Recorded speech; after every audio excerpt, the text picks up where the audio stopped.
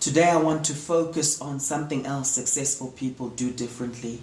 One of the things successful people do differently is successful people are what you call realistic optimists. It's important to be an optimist. An optimist sees a brighter future. An optimist believes that the future is great, that things are possible. When you're an optimist, you see opportunities even in calamity, right? Now, some people think that pessimists have a more realistic view of the world, but that's not true. You find that a lot of times we've got a negative bias, or a bias toward negativity that's based on our fears. It's based on how negatively we've been wired because of negative reports we've heard about ourselves and about the world around us. That's why it's crucial how you see the world. How do you see the world around you? Do you see it as a bad place where there's so much evil and you just can't cope with it and that we're going to be destroyed in the next few minutes, right? Or do you see the world as a place of opportunity? That's how optimists think. They've got a positive view of the world. They've got a positive view of people around them. If you don't have a positive view of people around you, you won't get into business. You'll think to yourself, man, like many people I know, there's no opportunities for me in this country because I'm a foreigner or because I am over 40 or whatever the reason may be. But great entrepreneurs, they see opportunity even in calamity.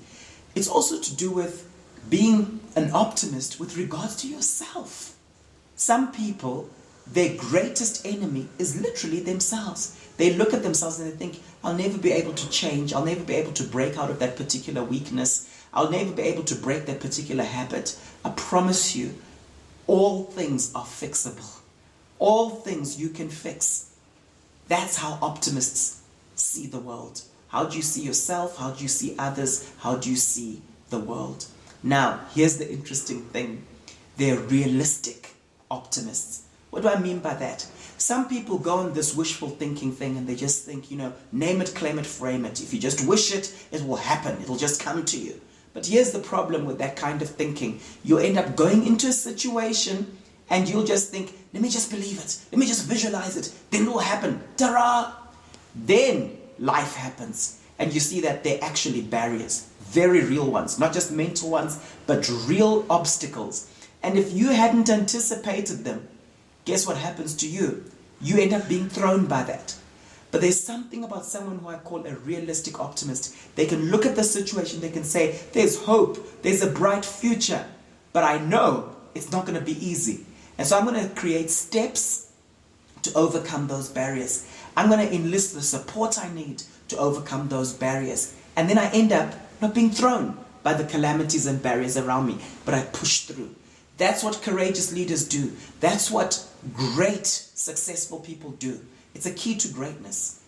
You see a situation, you see the opportunity in it. You're an asset-based thinker, right? You see it as an asset, not a liability. You see it as an asset, not a deficit. But at the same time, you're also real.